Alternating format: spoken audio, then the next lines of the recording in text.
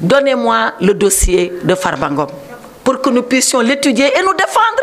Comment on peut se défendre sans dossier?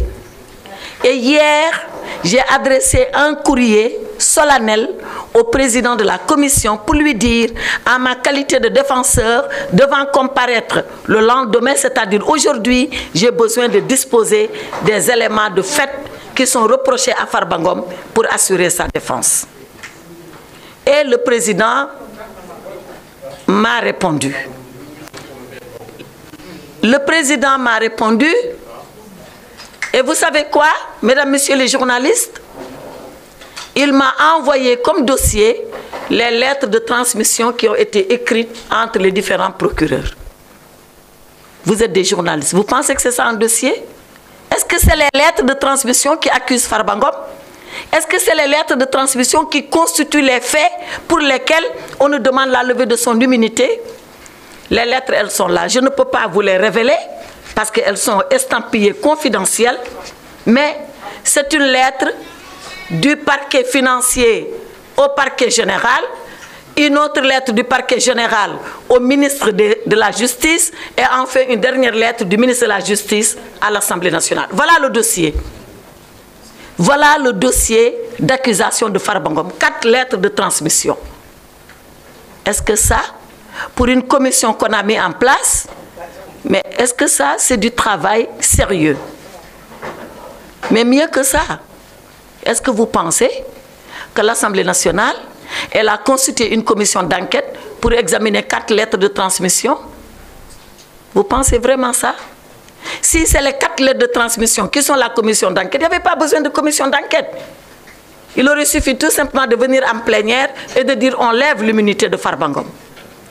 Et j'ai décidé, en tant que défenseur de Farba Ngom, de ne pas m'associer à cette parodie de commission ad hoc. Et j'ai dit au président que si le dossier, le vrai dossier, n'est pas porté à notre disposition, que je quitterai la commission ad hoc. Que je ne siégerai pas parce que je ne veux pas m'associer à une parodie de commission ad hoc. Ce n'est pas ce qu'on appelle une commission ad hoc.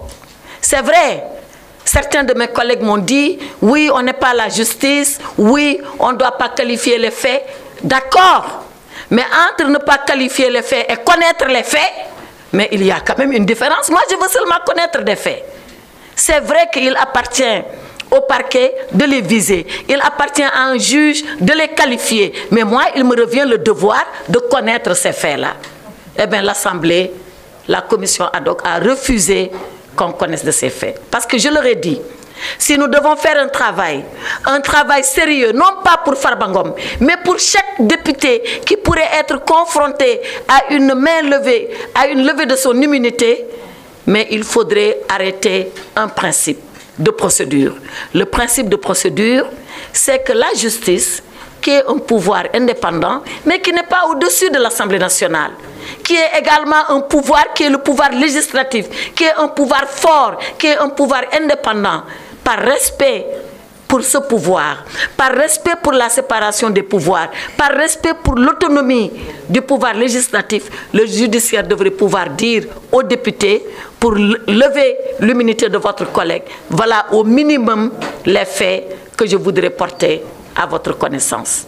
Mais pas 4 lettres de transmission pour faire un dossier ad hoc. Voilà pourquoi je n'ai pas voulu m'associer à cette commission ad hoc. Et voilà pourquoi, dans le fond, je n'ai pas défendu Farba Ngom parce que je n'ai pas les éléments me permettant de défendre Farba Ngom. Sur ces entrefaits, ils ont décidé qu'ils poursuivraient la procédure avec les 4 lettres de transmission, sans rien d'autre. J'ai quitté la salle et je les ai laissés libres à eux d'apprécier.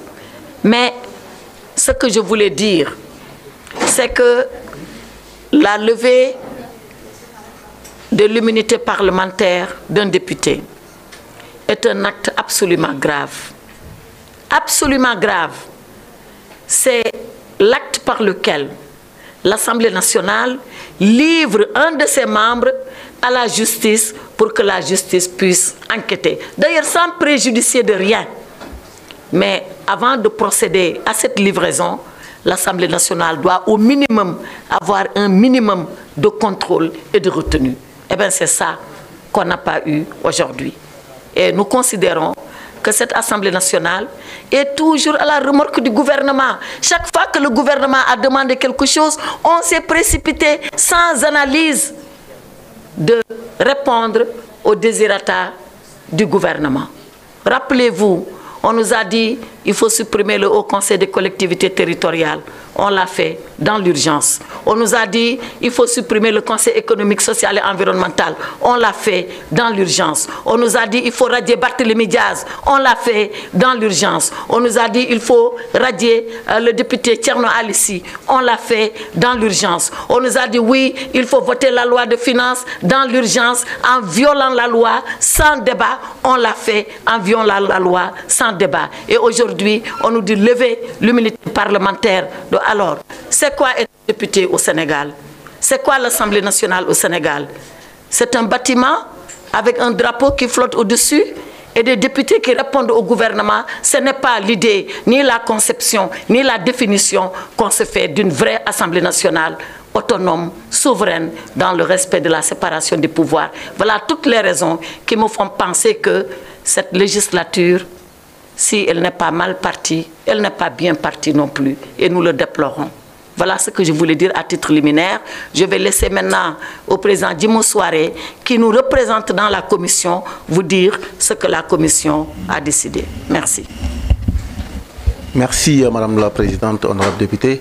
Mesdames, Messieurs, je vous salue. Voilà, comme l'a dit Madame la Présidente Aïssata Tall Sall, la commission ad hoc a été ratifiée par la plénière le vendredi 17 et depuis nous avions tenu 2 réunions.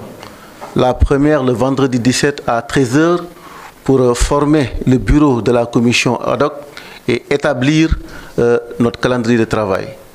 Donc lors de cette réunion, le bureau a été formé, on a établi un calendrier de travail et fixé à la date du mardi 21 janvier l'audition de notre collègue, l'honorable député Mahamadou Ngom dit Farba.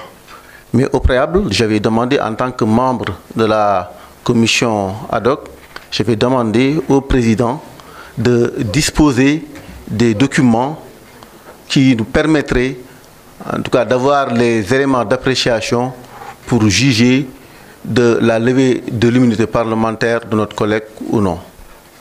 Beaucoup d'autres collègues, pendant cette réunion du vendredi 17 à 13 h, ont soulevé la même question. Dans un premier temps, le président de la commission avait soutenu que le rapport de la CENTIF était à la disposition du secrétariat général de l'Assemblée nationale, mais que c'est un document estampillé confidentiel qu'on ne pouvait